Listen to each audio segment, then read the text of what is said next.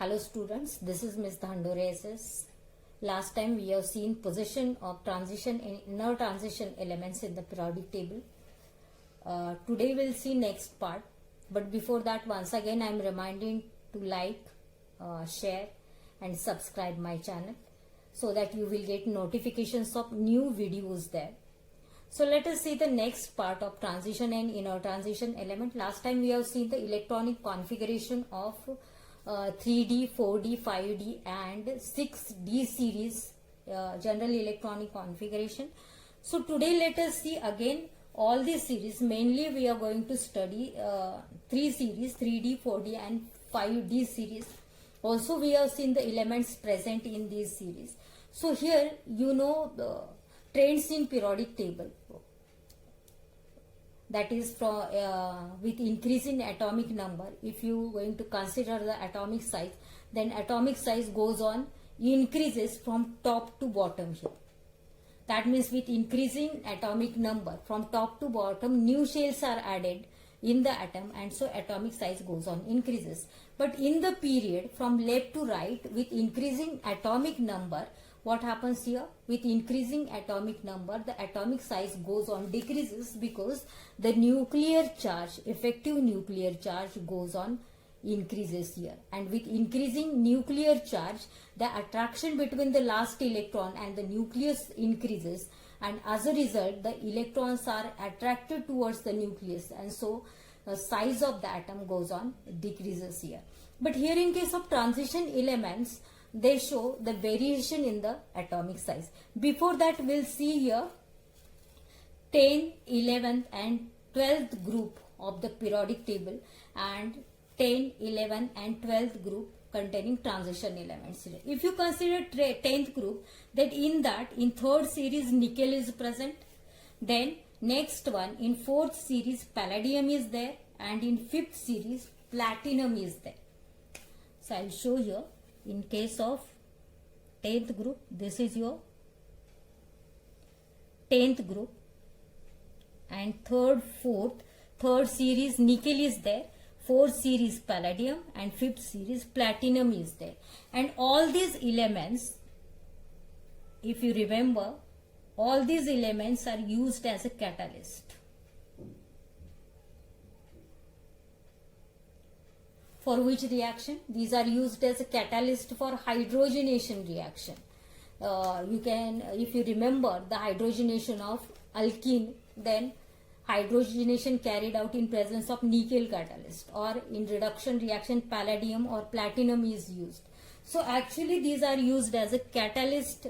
So these are the catalytic reagent or catalytic elements.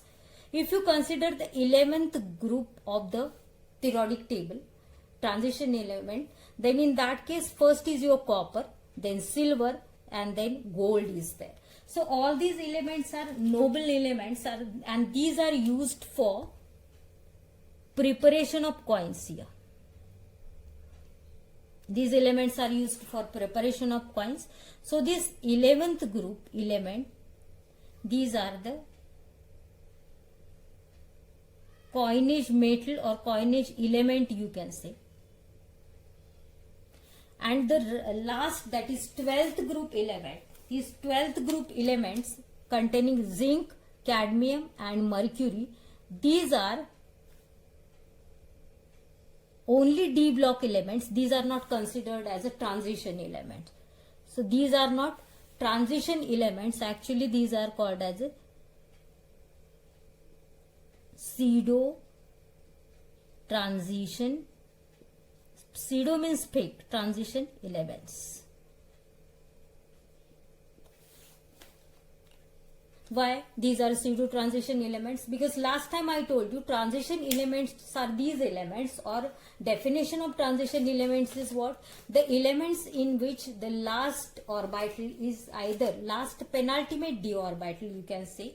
I'll write once again here. The transition elements are these elements in which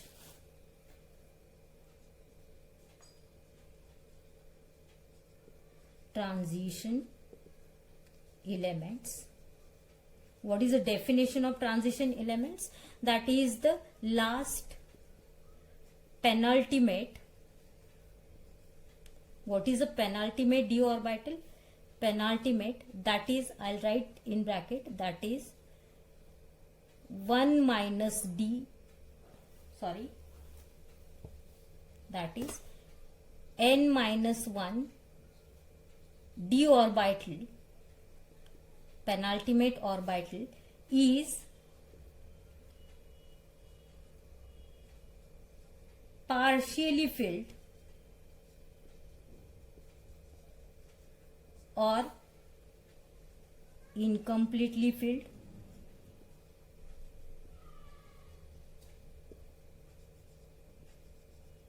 or it is empty.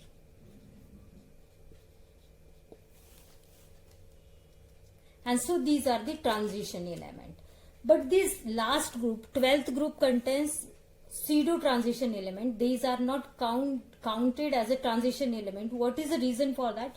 If you consider, last time we have seen the electronic configuration of all these elements. First we'll see for scandium.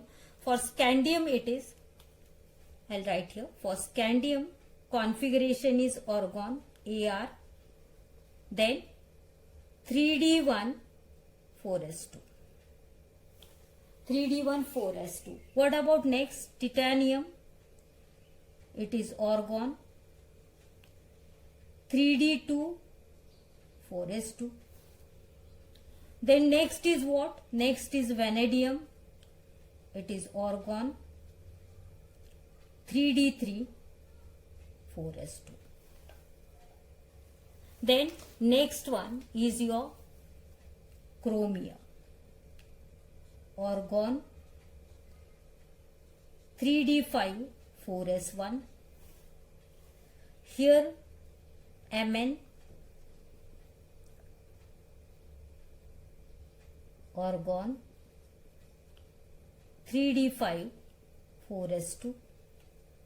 Then next is your Fe, orgon, 3d6, then 4s2, FeCO, again this is orgon, 3d7 4s2, then nickel, orgon, 3d8 4s2, then copper, orgon, 3d10 4s1, and last one is your zinc, orgon, 3d10 4s2. If you consider second is a cadmium, then cadmium, what is the configuration of cadmium? 48 number is there, so it is a cadmium krypton. In krypton 36 electrons are there.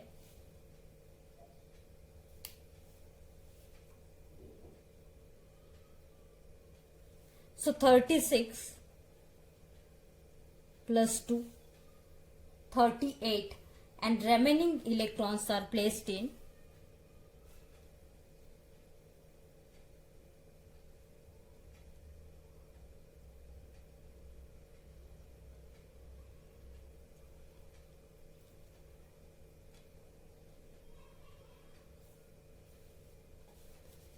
here.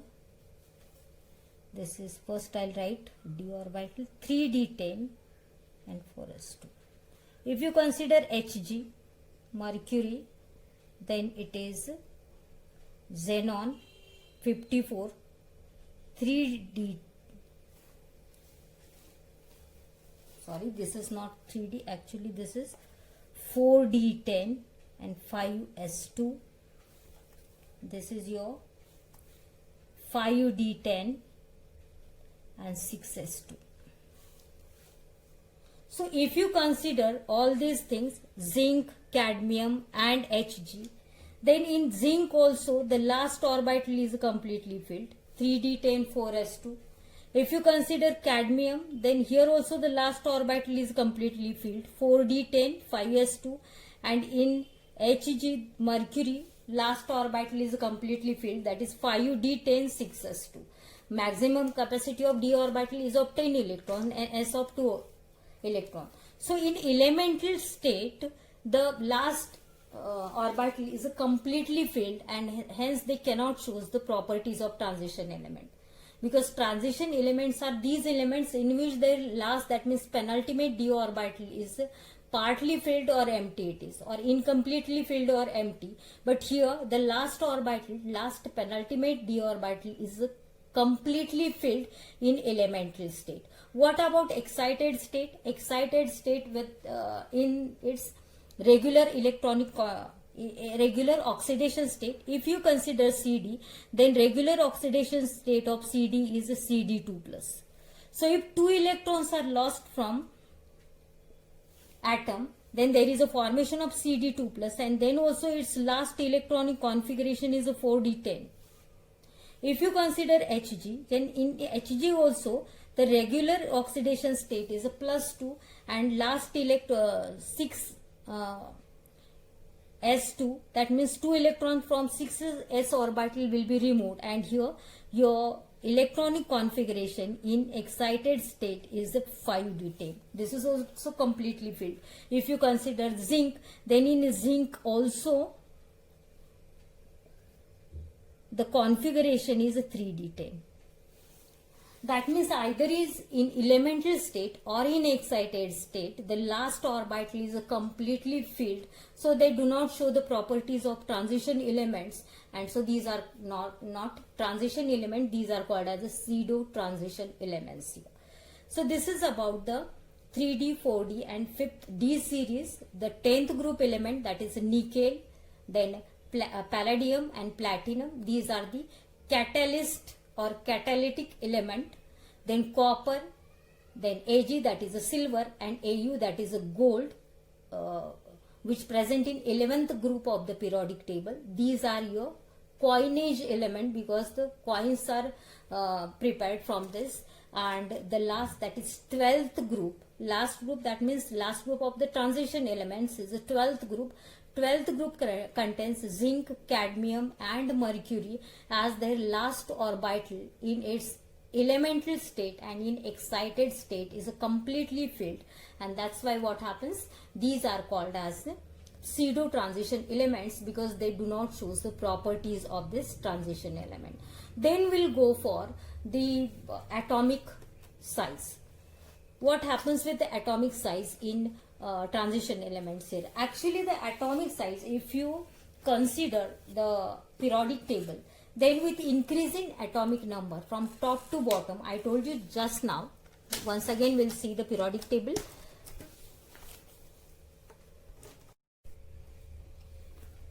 So in periodic table, I told you in the beginning only that from left to right, with increasing atomic number, the atomic size goes on decreases, and this is due to the increase in nuclear charge here. With increasing nuclear charge, the attraction between the last electron and the nucleus goes on increases, and so the electrons are more attracted towards the nucleus, and your atomic size goes on decreases with increase in atomic number.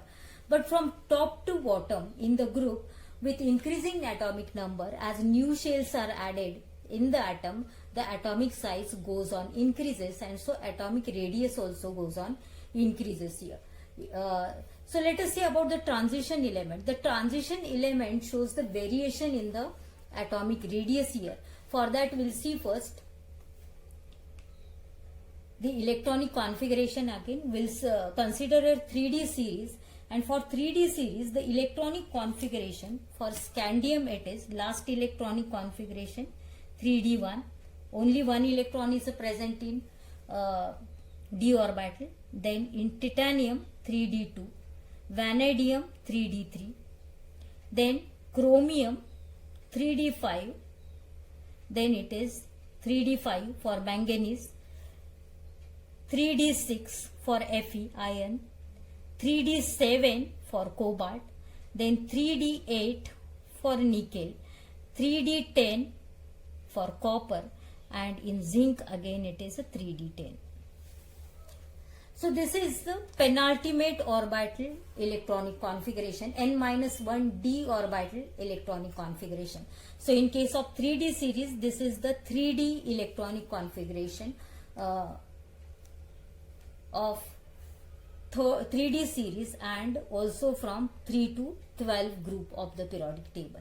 So if you consider from scandium, it is 1 electron present. Then in titanium, in d orbital 2 electrons are there.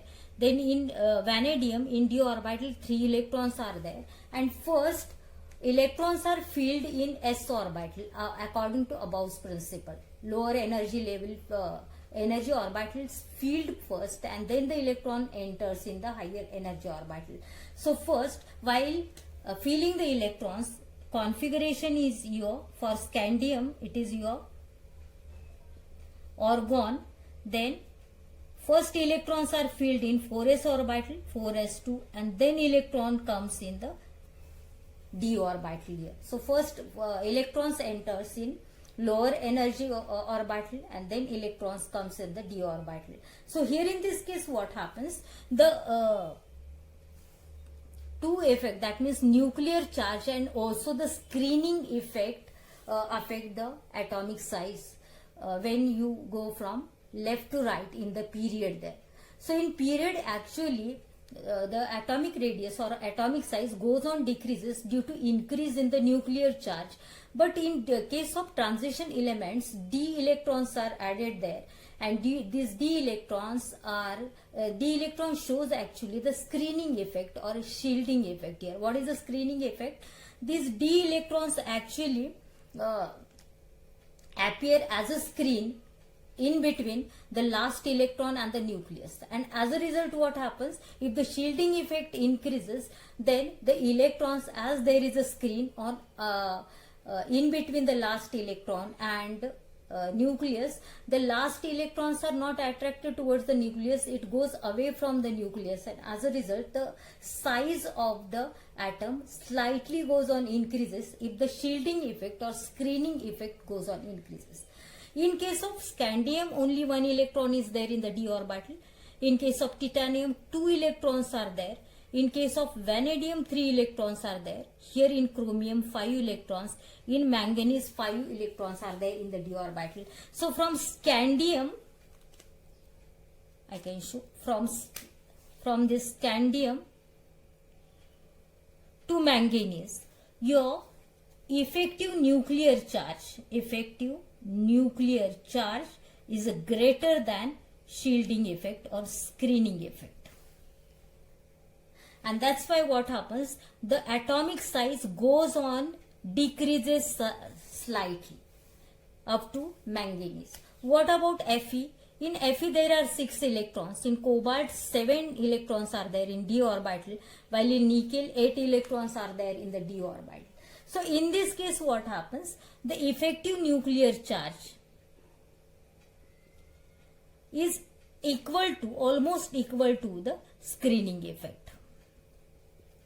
Screening effect, that means the electron in d orbital acts as a screen in between your last electron and your nucleus, and as a result what happens, the attraction between the last electron and the nucleus goes on decreases, so electrons goes away from the nucleus, and on your radius or the atomic size goes on increases. But here in this case what happens, from iron to nickel, the electron effective nuclear charge and screening effect both are almost equal, and hence in this case if you consider Fe, then cobalt and nickel, the size of these atoms is almost equal. There is no change. The size is almost equal here.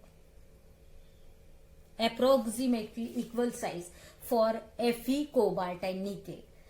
As you go for to copper and zinc, then in this case copper and zinc 10 electrons are there in the d orbital, and so here all the 10 electrons are acts as a screen in between the last electron, that means electron in s and nucleus, and as a result what happens, the screening effect or shielding effect is greater than this nuclear charge, effective nuclear charge or nuclear charge, and that's why what happens, the size of the atom goes on increases, and hence in this case copper and zinc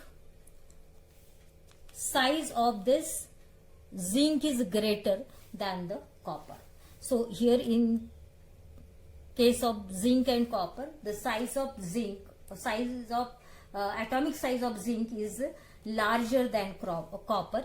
In case of Fe, iron, cobalt and nickel, the atomic size of all these elements is almost same, as effective nuclear charge and screening effect is almost same, while in case of first scandium to manganese, the atomic size goes on decreases as your nuclear charge is greater than shielding effect. And so I can write here one sentence that from scandium to manganese, the atomic size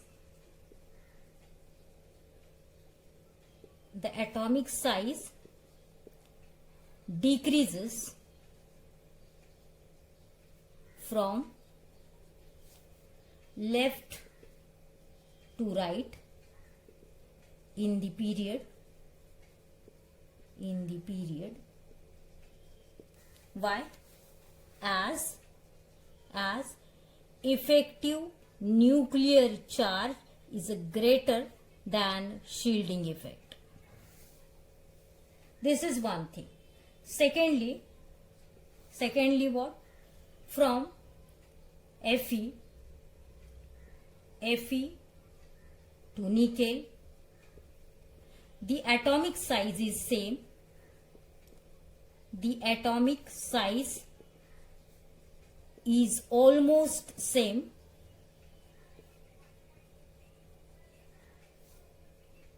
as effective nuclear charge is almost equal to screening effect or shielding effect.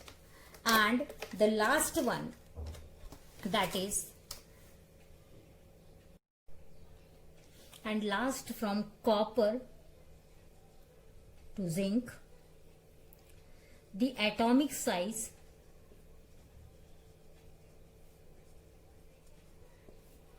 increases